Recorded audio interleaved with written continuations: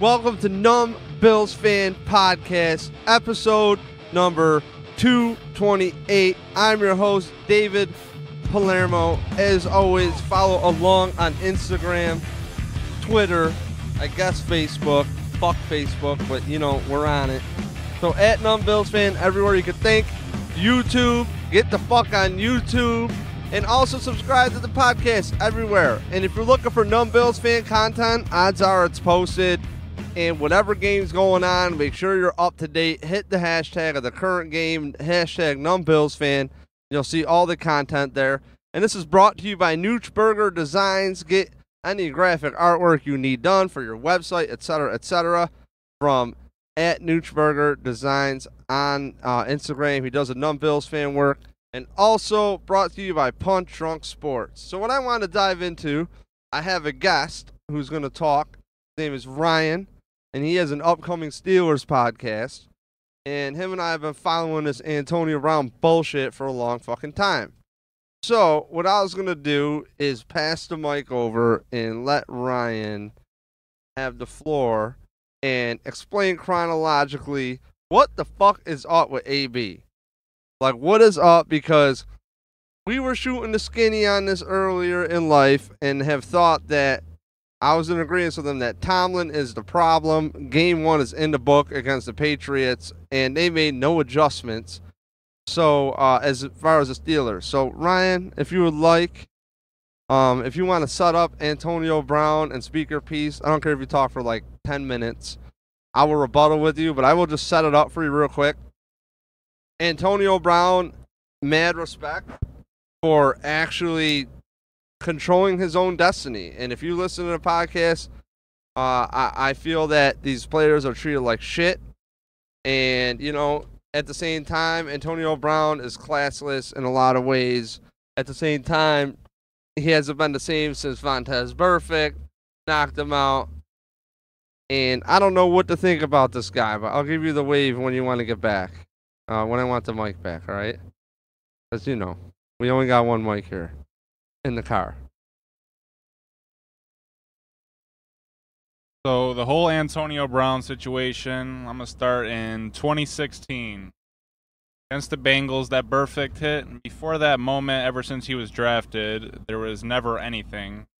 Off the field, on the field, you never heard any issues. Dude came in, he was probably the hardest worker in the whole NFL. From that hit, after that, obviously he didn't play the next playoff game, which we ended up losing to Denver.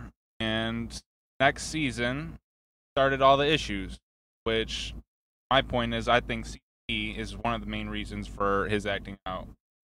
But the next season, oh no, I'm not kidding at all. Starts off with him being on, I believe he was in a hotel or something, and flipped a sofa from off the balcony and almost hit a 3-year-old child, killed the kid. Got sued, went to court for that. Filing a couple months later, going to a Steelers game, got pulled over going 120, regular road in Pittsburgh. Same season, after a big playoff win against Kansas City, our coach is talking shit about the Patriots, meanwhile talking about our players staying off of social media as Antonio is putting it on Facebook Live. You could hear this in the background. Fucking nuts. After all this shit, here we are in present day, and last season, not coming to practice, he's starting fights with teammates, talking shit about the coaches. He's all over social media doing all types of stuff, saying trade me, release me. Oh, all types of defensive, all the way back to, it goes all the way back to him, and they wanted to pay Emmanuel Sanders. The contract wasn't enough. He declined it. They knew they were going to give AB the big contract. Like, happened. Brian Clark tells Tomlin that that's a big mistake. Give him that money. That same day, those two got into a big fight.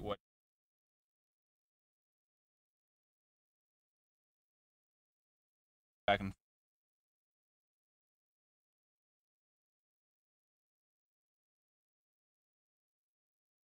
The whole situation is nuts. About a week. I mean, dude's been a problem for at least 5-6 years now. Back to my point, him skipping practice, starting fights with teammates, led to him skipping playoffs. After all this, he wants to leave and get paid, whatever, goes to the Raiders. Nice. From him going to the Raiders, this shit starts off with him burning his fucking feet in a cryo chamber that he's done hundreds of, which you obviously, I think it's 10,000 degrees negative or something like that. So he fucking goes in there barefoot. Idea. Does that. Following up to that, files 3 grievances to the NFL about his fucking helmet. Meanwhile, this whole time, he's just like avoiding practice. And after that, completely healthy, and then just starts skipping practice. So, you know, like everybody else in the fucking world, gets fined, I believe, $47,000 and $50,000. First thing he does, takes a picture of it, posts it on IG. Pretty much shitting on the Raiders and shitting on the GM. So, next day, something happened in practice, which made him leave, but him and the GM, Mike Mayock, got into an argument, which ended up saying he would punch him in the face, and he called him a cracker, and kicked the football, then told him to fine him. Hours following that, told the team to release him, which ended up happening in a day. But today, which is all leading up to my main point of him pretty much colluding his way to the Patriots. Back in March, when the Steelers got rid of him, the first team to reach out to Pittsburgh was the Patriots, offering a first and a third round pick for AB, which there's no way in hell that they wanted to deal anything with the Patriots, so obviously that didn't happen, taking only a third and a fifth for AB from the Raiders. My whole thought on this is his first intentions were to go to the Raiders for the money, which was at the time $30 million guaranteed, which made him the highest paid receiver in NFL. He, I think, ended up starting to realize just from being around the team a little as he was that their highest upside was probably 6 and 10. And then he just started seeing that around all the people that he was playing with, nobody was really on his level. And I think he came to the conclusion that I want to win, and I'm already a millionaire. Like he already said, he said last year in an interview that he could retire because he is already a multimillionaire. He doesn't need the money. So that's when I think he went to Drew Rosenhaus, his agent, and this is before the cryo chamber incident with his feet. I think this is before all of this. Tells him, I want to win. And he knows that the Patriots are one of the top teams to get him, because when all this first started, before he knew where he was going with the Raiders, when the Steelers were looking to trade him, there was a clip of him saying, oh, the Patriots are interested, what do they offer? Smiling, pretty much inferring that he wanted to go to the Patriots. So all the shit that he did within the Raiders, I think it was all an act of him pretty much doing all this shit, saying pretty much, what do I have to do to get released by the Raiders? Because, I mean, when he was with the Steelers, he didn't want to be traded. But, I mean, he's still on a contract, which that's back-to-back years of him forcing his way out of a contract, looking like an asshole. AB forcing his way out of Oakland, getting to his main objective, which was to be an unrestricted free agent, which last season, that's what he wanted from Pittsburgh. He wanted to be released, but obviously they're not going to just release him and get nothing for him, let alone him end up with their rivals and the fuckers who win the Super Bowl every year, the Patriots. Do you respect his move? Because, I mean, we work together. You're your own contractor yourself, so it's kind of like, do you respect where he's coming from? Because I do. I respect that he controlled his own destiny, and you know, he got traded to the Raiders. And he had a choice between the Raiders and the Bills, and really egg us on the face because the Bills would have actually been a good bet for him.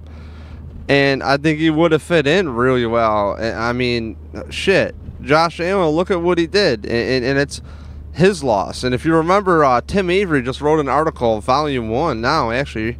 Because I should say volume because there's been so many chapters involved with Antonio Brown. But, you know, I love having you on because you've been saying this the whole time.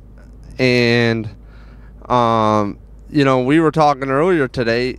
He's going to fit right in with New England, you know, and Skip Bayless said it, and I hate to quote Skip. You know I hate that fucking dude, but, like, fuck, you've been turning me on to Skip and Shannon Sharp, fucking the two numbskulls. But, really, Skip is right a lot of the times, and if there is one thing that could divide up the Patriots, you would think it's Antonio Brown, but I think that the system is so bulletproof, it ain't going to happen. Do you see that happening with AB? I mean, I love his grind. I love his work ethic. I love that he fucking did what he had to do. It should be a fucking representation to these players that, like, yo, get into the right situation, because why is it okay for the team to do it to the players? That's my whole beef. You know, like, that's my whole beef with it, is why is it okay for teams to dick around the players all they want? And yes, it is a place to come work, but at the same time, they treat the players a lot of times like fucking shit. And if they run their organization, the NFL, like a lot of these guys run their fucking businesses, which is just like shitty, as in how they treat people. You know, it's all about the dollar. And I kind of can't blame them. So what's your, you know, to give you an idea, Ryan Jones currently is, what, a month away from 21? And I think you have a pretty good head on, you know, for being a young little G. So if you want, take the mic, because all we need is one mic. So, AB going to the Patriots and fitting the system. I think he's going to go there and be a model citizen because I think he does want to win a championship. Which him going there, I think their chances this season are really high. And him going there actually does not make me mad because the fit is good. But it's just the way that he got there. Like, it's kind of two things at once. Like, I like him going there and I like how they got that done. But how he left the Raiders. Like, pretty much just forcing your way out. I mean, they brought him in to pretty much be the face of the franchise. I mean, they're going to Vegas next year. And, I mean, they kind of brought him in like a desperate measures of wanting at least one superstar. And, I mean, he kind of gave some of the fans hope and shit, you know? So, him pretty much just forcing his way out of there from day by day by day, skipping practices, getting in fights with GMs, fucking posting everything on social media. Just, it was all a tactic to get released. Because at the end of the day, he wanted to be an unrestricted free agent. Because once that happens, it's his choice. And I said long ago, probably a year and a half, 2 years ago, somehow this fucking guy will end up on the Patriots. Because, I mean, at the end of the day, what do they play for? They play to win. I mean, once a player like AB, who's had multiple big contracts, money isn't necessarily what he's still playing for. Because, like I said, in an interview, I think last year, he said that he could retire right now if he wanted to. I mean, he's already a multi-millionaire, so the fit, I like the fit. Just the move, I can't recall any other player. I mean, people like to compare it to Chad Johnson or T.O., but can't recall neither one of them doing something as AB did to the Raiders. I'll tell you what, I like the T.O. comparison, and he makes T.O. look like a fucking model citizen. And at the end of this, I hope T.O. is in a good headspace because he's going to be right.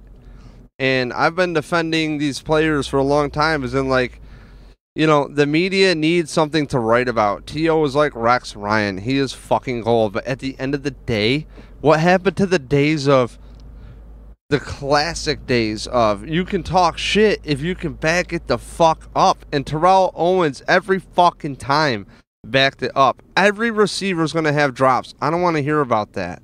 I want to hear about the guy who breaks his leg, comes back, and plays harder than everybody on his team, possibly in a Super Bowl. And he's a wide fucking receiver. How hard can you fucking play? You know, and I will never forget that moment with T.O. And when he came to the Bills, he was a model citizen. What's he do? He goes to Cincinnati with Ocho, underrated year. Very good year. What, maybe 2 years there, or was it just one? I can't remember. But point being, Antonio Brown controlled his fucking destiny. He's worked his ass off. And the Steelers, there's a common theme with the fucking Steelers. These receivers don't re-sign. And then there's also a common theme where Ben always does well with pretty much he figures it out. At the same time, if you look at a player Bills fans wise, if this has a Bills angle, look at Richie Incognito. He was out of football and he healed the fuck up. A lot of these guys heal up and they do things with their body. And I feel like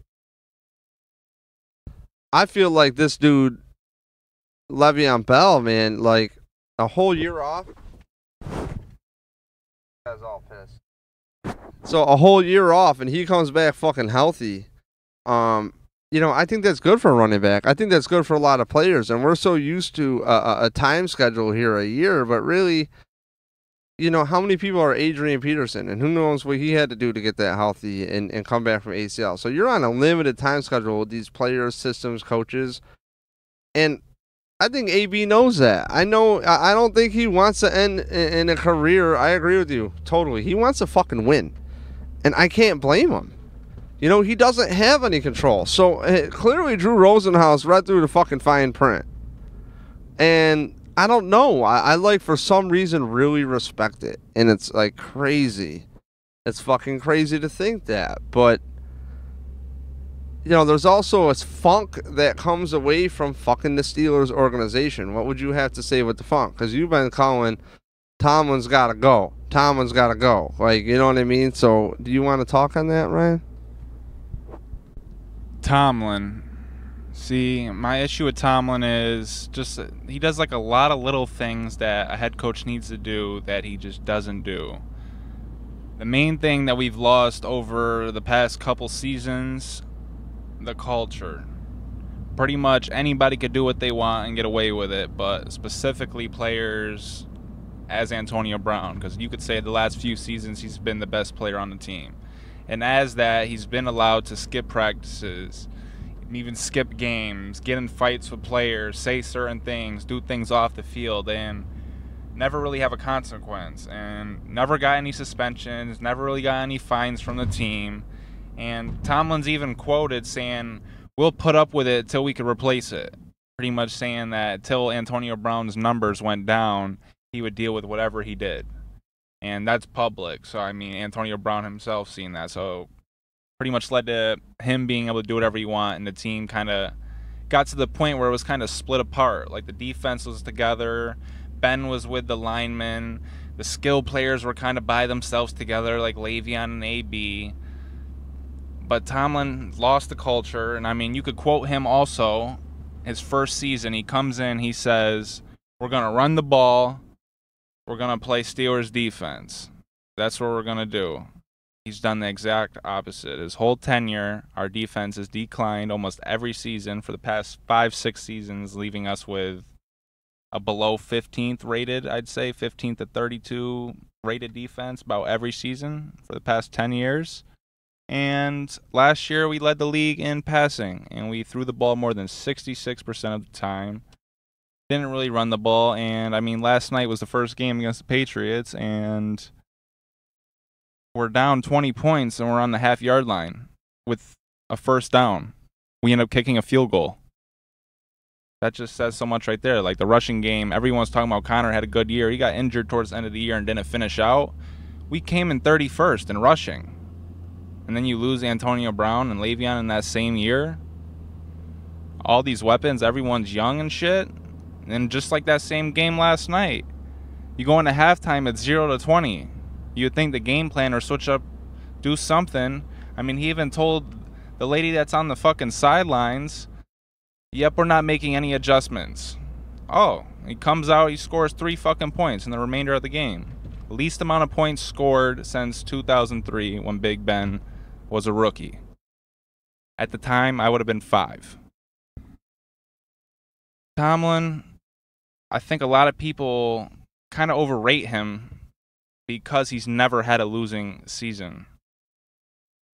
My opinion, he's always had a top roster, all these fucking players. That's why, man, if Coward never retired, he always had top defenses. So I could not imagine what he would have did with a prime AB, a prime Le'Veon, and a prime Ben. Because for God's sakes, we know he would have had a good defense. And, I mean, ever since Troy Polamalu retired, safeties and corners, I mean, they've been really suspect in Pittsburgh. And, I mean, they've probably spent the past 4 or 5 years on first and second round picks trying to fix it, and we're still in the same predicament. The only move they made that was really strong was 2-3 years ago picking up Joe Hayden, but they need to figure out something. So you have an interesting thought on Troy Polamalu, of how he was treated, and I would love for you to dive in on how you think the Steelers in general run. Like, how does their front office work? Because I think they're the king of worried about what you think. We do things this way. This is how we do it. Talent. No. We do pay for this. We don't pay for this, and yada. And this broad needs to get, wow, I'm not allowed to say that. This thing needs to get off her fucking cell phone here, because I'm talking to a mic. Yeah, get off your fucking phone. Business. Anyways, so yeah, I think fucking Troy Polamalu, man, smart dude. You'd think he'd be around the franchise, he'd be doing whatever. But like you said, I mean, you're known for fucking defense in Pittsburgh, and it ain't happening, you know? So what's your thoughts on that stuff? Break it down. See, Troy, at the end of his tenure, he wanted to stick around. He still wanted to play, but they pretty much told him that they weren't going to give him a contract and he couldn't play on the team. And they pretty much told him he would have to find a new team or retire. And Troy never wanted to play for another franchise. He just wanted to play for Pittsburgh. So, I don't know, he kind of felt betrayal there. So, like, ever since then, he's in no talks with really any of the players, any of the faculty, GM, owner. He doesn't talk to nobody, doesn't come to games, doesn't come to any of the things that they have. And, I mean, them getting rid of Dick LeBeau, I mean, that was also kind of the start of it. Because, I mean, he had that defense for, what, 30 years? And ever since they got rid of him, I feel like Tomlin did that because he's a defensive coach. It's funny because he is a secondaries coach, a corners coach, which has been the worst part of the team for more than 5 years now. But always draft in the first 2 rounds that position, either corner or safety, and it hasn't worked out for us. That was Ryan Jones, and you know, I gotta say, he's a pretty knowledgeable guy, and I've had a lot of football conversations with Ryan over the last couple of years here, and man, he's really knowledgeable, young kid. He's got a good outlook. He likes 90s basketball, 90s hip-hop. I think he does like 90s hip-hop. But, you know, I could talk to him about some, you know, basketball, talking about whatever. Bill's good at it. So it was nice to get some insight from Ryan there. Ryan has a Steelers podcast coming up soon. We're getting the artwork together, have some ideas of floating around. Got to shoot on the Noochburger. He's been on notice. And just got to tie up some loose ends here. Have an NFL podcast show coming exclusively about the NFL. So expect more stuff like this Antonio Brown outlook. Also expect a podcast with Sean Timmerman, who is a big Giants fan, who will also have a Giants podcast coming himself soon, along with a fantasy football one. So stay tuned to the Numb Bills fan channel, we'll call it for now. And I'll be in touch. I've been your host, David Palermo. Loved having Ryan on again to talk Steelers. And what's the outlook with Antonio Brown? A lot of respect to get this man's thoughts out there. So, as always, if you've been following along on Numb Bills fan Instagram, I did a pregame, a halftime thing, a postgame. And during the week, the news breaks. I've been just setting my phone up in the car, whipping the shit, and driving and talking mad shit and having a blast about it. So, I hope you enjoyed this podcast. The levels are a little up and down here. Trying to get Ryan in the hopper, learn how to use the mic. I'm also driving. He's right next to me, trying to figure it out. And I felt like we did all right. So any feedback, welcome. And if you want, find Ryan on Instagram. I'm gonna tag him if you're on that Instagram at SkiJones420. So stay tuned for a new podcast coming from Ryan, and I can't wait to dive in. So probably going to be called the Steel City Football Podcast. So stay tuned to that. And as always, brought to you by Punch Drunk Sports. Can't say enough about that podcast. The best sports podcast, not about sports. And calling it how it is. Sometimes wrong. Of course, everybody is. But good times is always afoot. And again, check out Noochburger Designs. You need anything made, you go to him. You want a band, you need a design, you hit him up. He lays it out. You got an artist, you got work you get scanned in, you need somebody to lay it out. Lay it out. Make a logo for your business. That's Nooch. Rob, the very most professional dude ever as far as an artist is concerned. Love him. Rob Antonucci, good old friend and supporter. And don't forget Tim Avery, another music friend of mine. Great dude. Went to college for, writing and shit. Has written in the city paper reviews on music over the years. So I can't. This kid emails me. This kid, Tim Avery, you're too older than me. He emails me an article that's turn fucking key. I have nothing to worry about with him. It just comes out mint. Nothing to worry about. He wrote again on this Antonio Brown Volume 1 type shit. So as always, thank you for tuning in. Subscribe everywhere. And please tell your friends. If you enjoy it, leave a 5-star rating on iTunes, wherever you have your podcast. Please. Love the feedback. And as always, your host, David J. Palermo. Take care. Stay tuned for a podcast coming very soon, previewing the Bills, the Giants. Can't wait. And hoping to get CJ on, talk about some AFC East, CJ from Jets Factor. See ya.